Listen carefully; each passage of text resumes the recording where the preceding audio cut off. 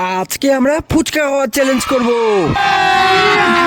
अभी मजा आएगा ना भिड़ो। হে গাইস, তোমরা অনেকেই বলেছো যে পানিপুরি চ্যালেঞ্জ, ফুচকা চ্যালেঞ্জ, তাই আজকে আমরা তোমাদের ডিমান্ডিং এ ফুচকা খাওয়ার চ্যালেঞ্জ করব। তো সবার ফার্স্ট একটা ফুচকাওয়ালা দোকান থেকে কিছু ফুচকা ফ্রিতে নিয়ে নিলাম।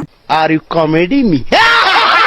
তারপর সেগুলো বাড়িতে নিয়ে এসে ফুড ব্লগারদের মতো একটা ছোট্ট রিভিউ দিলাম। আর এই ফুচকা তো সবাই খেতে পারে, কিন্তু একটা শর্ত না থাকলে কি ভালো লাগে? একটু দাঁড়াও, একটা শর্ত আছে। এই চ্যালেঞ্জে 30 সেকেন্ডে যে সব থেকে বেশি ফুচকা খাবে সে পাওয়া যাবে নগদ 200 টাকা।